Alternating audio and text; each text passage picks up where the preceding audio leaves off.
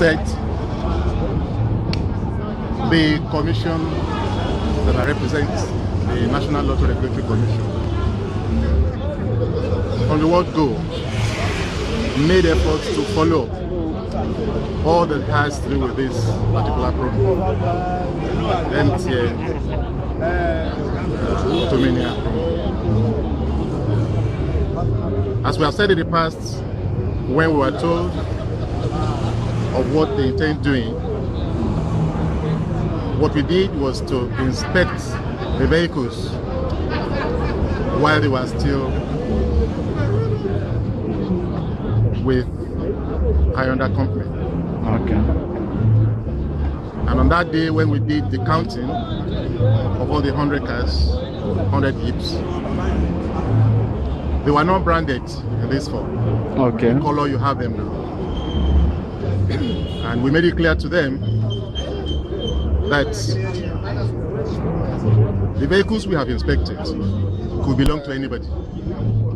The only thing that can differentiate these vehicles from the ones they have promised is the rebranding into the color of MTN that we know, which is yellow. So we gave them the mandate to brand the vehicle in MTN color. We didn't stop there. The commission went ahead to let them know that these vehicles to be issued out through this promo, their chassis number and engine numbers must be made available to the commission, of course, which they did. As we speak, this is the last 13 in these 100 days promised cars to Nigerians. We all have it today that the 13 cars are here, the 13 winners were equally here. In all the draws that formed the basis of winners' emergence, the commission was represented. And in all the presentations that had characterized this particular program, the commission has always been there. We are here today to give the final keys to winners who emerged from this particular program. Nigerians have been assured that there's an element of integrity, an element of fulfillment of their promises to Nigerians. And of course, as far as the commission is concerned, this particular promo is rated to be credible because all the promises made have been delivered, and we are satisfied. Okay, so apart from being present at the draws, have you been able to contact the winners after the presentation of the cars? That is the next stage of the assignment or the mandate of the commission. We have a whole team in the organization, the Enforcement and Compliance Department, that has the sole responsibility on behalf of the commission to follow up the winners who have emerged from this particular promo and be sure that the cars that were delivered to them on the days of presentations, these cars were still in their possessions. And of course, this we will do within the next 90 days. So there are some people, organizations that still believe, in running promos that are not probably brought to the notice of the commission. So what measures are you putting in place to ensure that credible promos are run in the country? Well, I appreciate this question. It's a very useful question. I want to assure you that even those who run promo without proper regularization, there are a few of them we have succeeded in getting after to enforce proper regularization. Because any promo or any lottery business that takes place, the key element of this exercise is the statutory contribution to trust funds. If you run a promo or you run a lottery business that has not been regularized, we cannot talk about statutory contribution to trust fund. And the statutory contribution to trust fund is the key element, because this is the money government derives from lottery business, which is converted into what we call good causes to serve the people.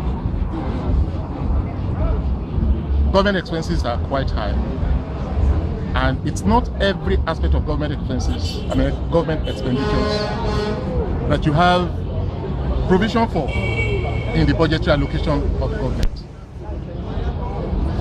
This money in the trust fund happen to be one of the sources of government revenue to meet up the shortfalls in government mandate of providing facilities and infrastructures for its people.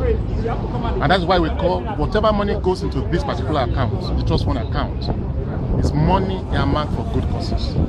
And so it's a mandatory thing for every lottery operator to make its own statutory contribution. So whoever has gone into any lottery activities, we may not get them immediately, but whichever way, anytime they are gotten, we make sure they pay what they are supposed to pay to regularize and, of course, make statutory contribution to trust fund. What's the percentage? Is it a criminal offense? Not to financial crime. Not to inform you. And what is the percentage? Of course, there is. Okay, it is actually a financial crime. It's equally a criminal offense because anybody who runs a lottery promotion or a lottery business without proper regularization has violated the provision of the National Lottery Act 2005. And of course, National Lottery Regulation 2007, especially Section 10, Subsection 2, made it so clear. Any lottery promo that is run in this country, in the land of Nigeria, without valid permits from the Commission is illegal.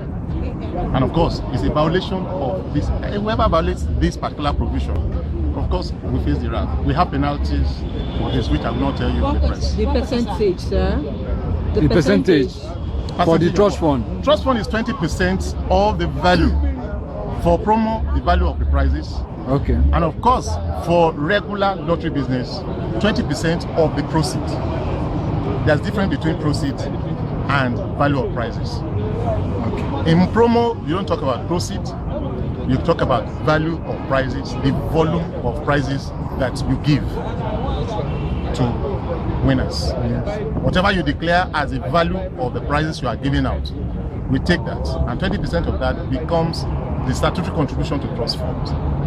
So the money therefore comes from the operator now that are running the promo, not the prize. No, not the winners. Okay, they must have calculated the value, then you remove how they do it is their business. Okay. All we need to know, and all we ensure they do, is to remit the 20% of the value of their prizes to National Lottery Trust Fund. Okay, recently, critics have indicted NRLs that money have exchanged in terms of the MTN Wonder program. What do you have to say on this? Well, since we are not on the ground for MTN Wonder program, I would have not answered. But because of the privilege of being on ground, I will make this comment. Number one,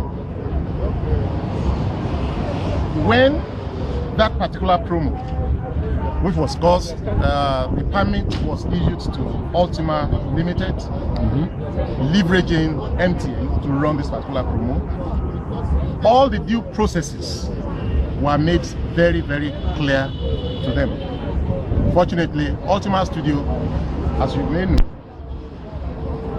that is the company that runs Who Wants to Be a Millionaire.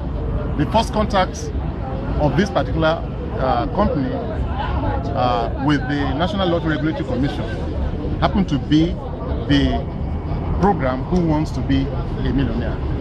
And of course, all of us who have followed this particular program, Who Wants to Be a Millionaire, would definitely say all that has to do with this program has witnessed a lot of credibility.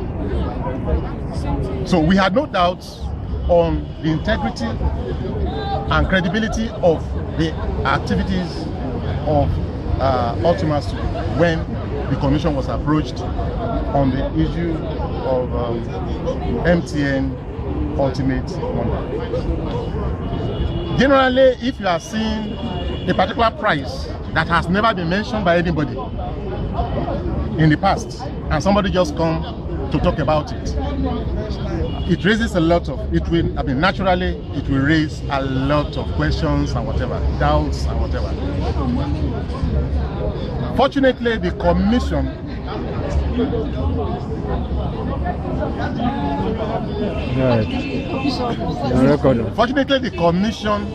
doesn't set the rules for any promo operator. The promo operator will set the rules. It becomes a responsibility to follow the rules you have set or the rules you have advertised for any of the promos you want to run. By the time we notice a violation in any aspect, it becomes an issue. So give us the rules. We follow you the way you have set out your rules. And we ensure that everything you have said you want to do, we're done to the latter. And at the end of the day, we want to adjudge the credibility, the transparency, and accountability that characterize what you have done. Back to